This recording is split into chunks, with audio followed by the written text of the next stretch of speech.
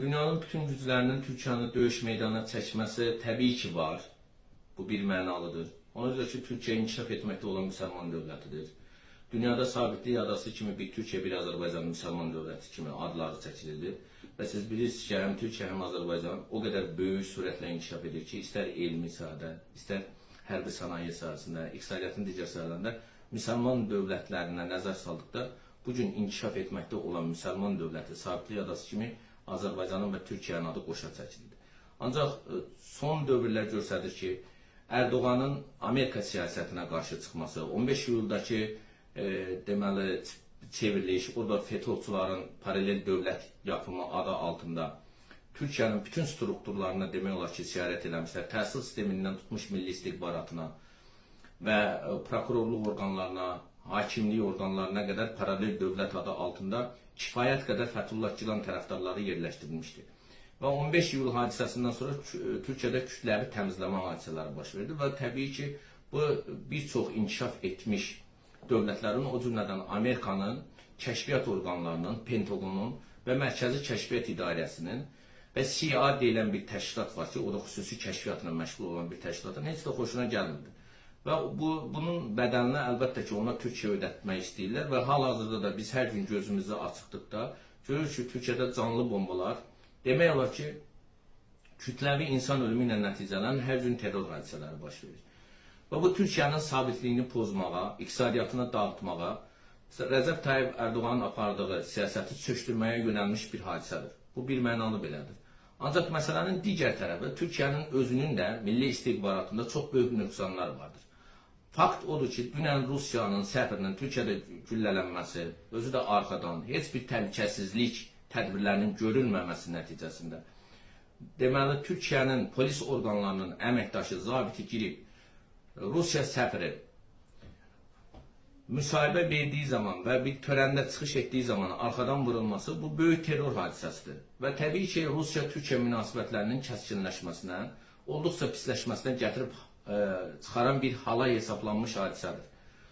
Və onu da xüsusilə qeyd etmək istəyirəm ki, Rusiyanın prezidenti Vladimir Putin və Türkiyənin prezidenti cənab Rəcəb Tayyip Erdoğan dünənki hadisədən sonra özlərini olduqca təmkinli və böyük siyasətçi kimi apardılar. Hər ikisinin siyasi bəyanatlarında bu hadisənin Rusiya-Türkiyə münasibətlərinin gərginləşməsinə rəvac verməyəcəyini bəyan etdilər.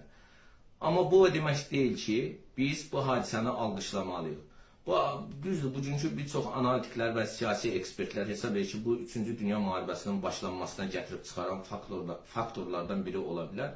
Amma mən belə düşünmürəm, çünki hər iki dövlətin başçısı kifayət qədər əsaslandırılmış siyasi təmkin nümayiş etdirdilər və bəyan etdilər ki, bu gələcəkdə də Rusiya-Türkiyə münasibətlərinin kəskinləşməsinə qətiyyən imkan verməyəcək.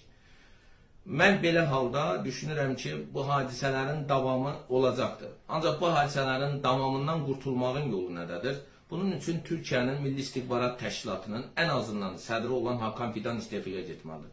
Düzdür, Hakan Fidan uzun müddətdir Milli İstihbarat Təşkilatına rəhbərlik edən təcrübəli bir peşəkar çekistdir.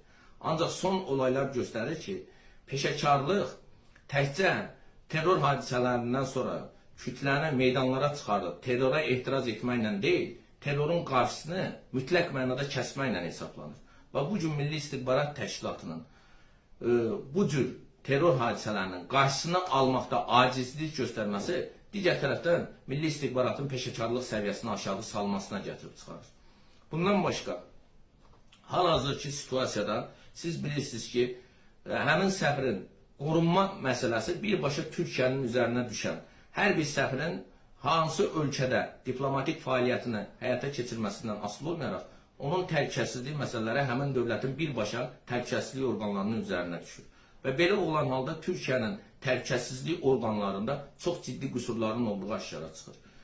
Bunun üçün mən hesab edirəm ki, Türkiyənin təhlükəsizlik orqanlarında ciddi islahatlar getməli və ən azı rəhbərləri istefaya getməlidir. Bundan başqa, xüsusilə onu da qeyd etmək istəyirəm ki, hal-hazırda çox maraqlı bir nüansa toxunmaq istəyirəm ki, dünən Vladimir Vladimiroviç Putin vaxtilə İranda diplomat çalışmış, məşhur yazısı diplomat Aleksandr Grebayevin ağıldan bəla tamaşasına baxmağa gedərkən bu hadisənin baş verdiyi barədə xəbər alır və artıq o tamaşaya baxmaqdan imtina edir, Kremlə qayıdır, Xarici İşlər Nazirliyinin və xüsusi xidmət orqanlarının əməkdaşlarını çağıraraq geniş bir müşavirə keçirir və bu hadisənin terror hadisəsi olduğunu qiymətləndirir və FTX əməkdaşlarının və peşəkar müstəntiqlərinin də Türkiyə cəlb olunub həmin istintaq hadisəsinin üstünü operativ şəkildə açılmasını və bu terror hadisəsinin hardan qaynaqlandığını, hansı dövlətlər tərəfindən sifariş verildiyinin tamamilə obyektiv və şəffaf şəkildə açılmasının tərəfdarı olduğunu bildirdi. Və digər bir məsələyə mən diqqəti yönləndirmək istəyirəm ki, terrorçu Mete Altıntaş deməli həmin vaxtı Aleksandr Karlovu deməli Rusiyanın səfiri Aleksandr Karlovu arxadan vurarkən bir çox təkbirlər, Allahu Əkbər, sizi Hələbdən çıxardacağıq, Suriyada xalqı azad edəcəyik kimi şüarlar səsləndirib. Bu, ola bilər ki, həm də siyasi manevrdir. İzə azdırmaq üçün məsələni Rusiya-Suriya münasibətlərinin üzərinə yönləndirmək istəyir. Siz bilirsiniz ki, bu yaxınlarda Rusiya və İran birlikdə Suriyada Bəşər Əsəd rejiminin müdafiəsi naminə bir çox əməliyyatlar keçirdiblər, hərbi tədbirlər həyata keçirdiblər.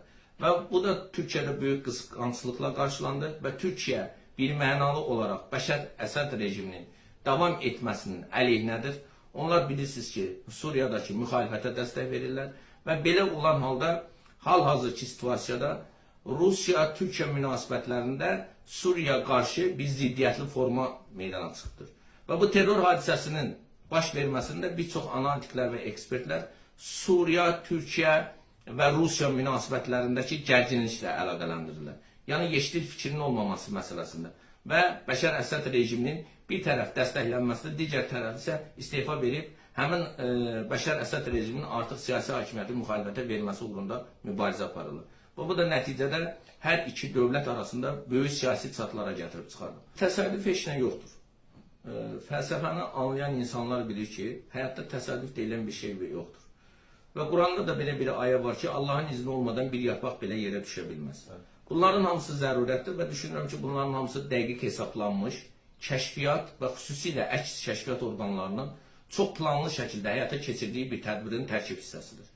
Və sizə onu da xüsusilə bildirmək istəyirəm ki, həmin dövrdə deməli, yazıcı diplomatın öldürülməsindən sonra Rusiya-İran münasibətlərinin kəskinləşməsində o zaman çox maraqlı Çar Rusiyasının və İran şahı ilə münasibətlərin kəskinləşməsində çox maraqlı qüvvələr var idi. Həmin dövrdə isə İran şahı 88.7 milyon karatlıq böyük bir pırlayan daş verərək Çar Rusiyasına bununla məsələni kompensasiya etdi və Rusiya-İran münasibətlərində çox böyük dönüş yarada bilmişdir. Mən düşünmürəm ki, bu münasibətlərin gərginləşməsi Rusiya-Türkiyə, Rusiya-Suriya və yaxud Türkiyə-Suriya münasibətlərinin gərginləşməsi və siz dediyiniz kimi Suriyanın poligona çevrilməsi, bir çox dövlətlərin orada artıq ciddi mövqe toqquşmalarının nəticəsi artıq 3-cü Dünya müharibəsinin başlanmasına gətirib çıxacaq. Mən belə düşünmürəm. Mən düşünürəm ki, bu münaqişələrə son veriləcək. Dünya artıq anlayır ki, insanlara rahatlıq və hüzün lazımdır. Amerikada keçirilən son seçkilər də və Trump'ın yenidən siyasi hakimiyyətə gəlməsi bir daha onu göstərir ki, Trump özü də siyasi bəyanatlarında və debatlarda, çıxışlarında bildirdi ki, Amerika bundan sonra heç bir kəsin şəxsi işinə müdaxilə etməyəcək, məqsəd Amerika xalqının və Amerika dövlətinin güclənməsindən gedir. Biz hər hansı bir ölkənin ərazisində, siyasi rejimlərin dəyişməsində və lokal münaqişələrdə iştirak etməkdə maraqlı deyilik. Biz öz iqtisadiyyatımızın, xalqımızın zənginləşməsində maraqlıyıq.